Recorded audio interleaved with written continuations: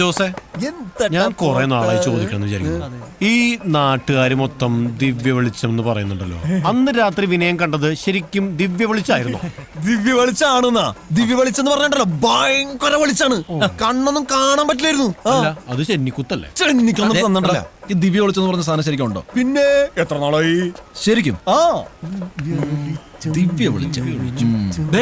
ഭഗവാന്റെ കാറ്.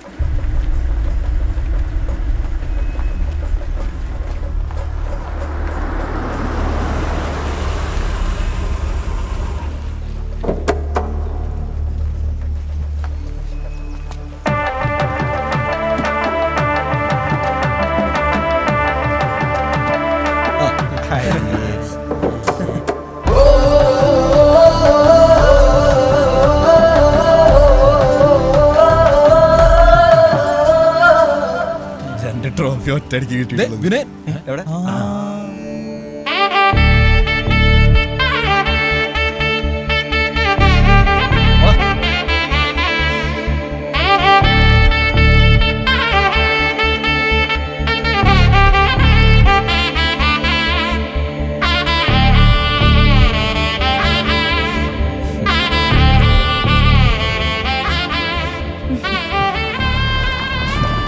ബജരംഗ് ബിജു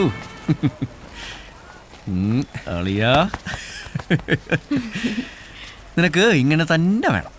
ഇത് ഒളിച്ചോട്ട രക്തമൊന്നുമല്ല മക്കളെ, ഒളിച്ചോടല്ലേട്ടാ. എന്താടാ പെട്ടി കിട്ടിയില്ലേ?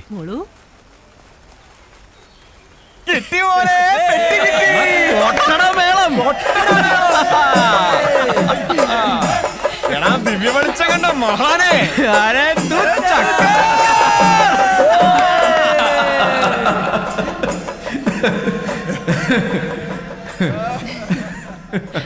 പ്രിയപ്പെട്ട നാട്ടുകാരെ, നിങ്ങൾ ഏറെ പ്രതീക്ഷയോടെ കാത്തിരുന്ന വെടിക്കെട്ട് വേലായുധന്റെ 8 തരത്തിൽ പൊട്ടുന്ന സ്പെഷ്യൽ ഐറ്റം ഗർഭം കലക്കി കേരളത്തിൽ ആദ്യമായി ഇതാ പെരുവത്ത് കടവിന്റെ മണ്ണിൽ അരങ്ങേറുന്നു.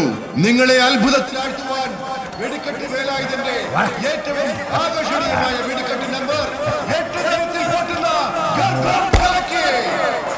പ്രത്യേക അറിയിപ്പ്: പൂരപ്പറമ്പിലുള്ള ഗർഭിണികൾ, കുട്ടികൾ, മനക്കെട്ടിയില്ലാത്തവർ ദയവായി പൂരപ്പറമ്പിൽ നിന്നും മാറി നിൽക്കണമെന്ന് വിനീതമായി അപേക്ഷിക്കുന്നു.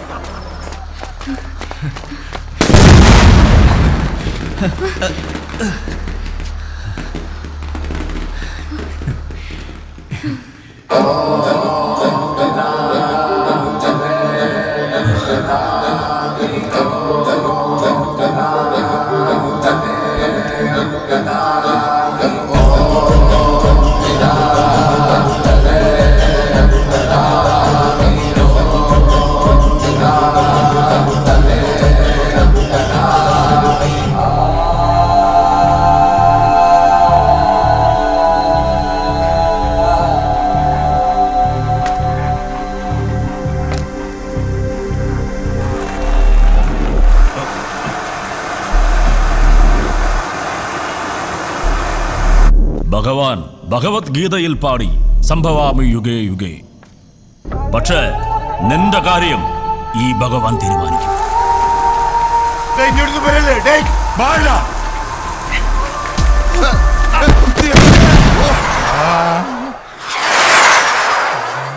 ഗർഭം കലങ്ങി.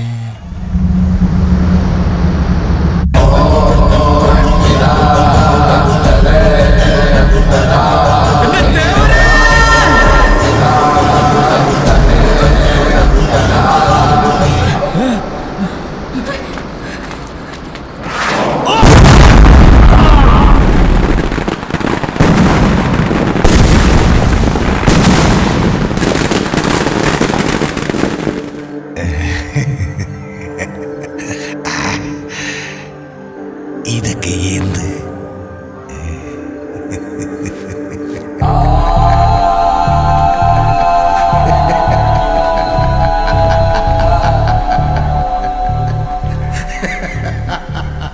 തേവർ വെടിക്കെട്ട് വേലായുധനായി വന്നതാണോ അതോ വെടിക്കെട്ട് വേലായുധൻ തേവരായി വന്നതാണോ എന്നറിയില്ല. ആ വെടിക്കെട്ട് കാരണം വിനയന് തൻ്റെ ശ്രീദേവിയെയും പെരുവത്ത് കടവുകാർക്ക് അവരുടെ ടാക്കീസിനെയും തിരിച്ചു കിട്ടി.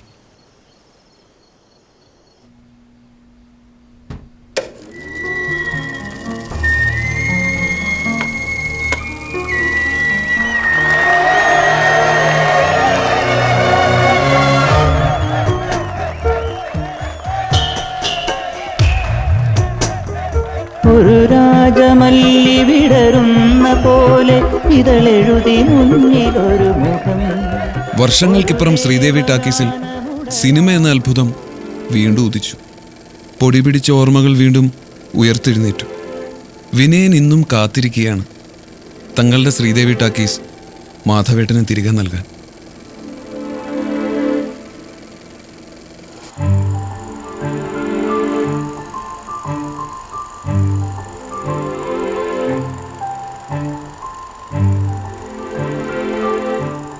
ലോകചരിത്രത്തിൽ സിനിമയുടെ പ്രാധാന്യം അറിഞ്ഞിട്ടൊന്നുമല്ല മാധവൻ സിനിമയെ സ്നേഹിച്ചത്. സിനിമയോടുള്ള ഒരുതരം അഭിനിവേശം. അതാണ് ഇന്നും മാധവനെ സഞ്ചരിക്കുന്ന ഒരു സിനിമാ കൊട്ടകയാക്കിയത്. വേരുകൾ പിതൃക്കളുടെ കിടപ്പറയിലേക്ക് ഇറങ്ങുന്നത് പോലെ സിനിമ ഇനിയും ഗ്രാമങ്ങളിലേക്ക് എത്തട്ടെ. നല്ല നല്ല സിനിമകൾ ഇനിയും ഉണ്ടാവട്ടെ.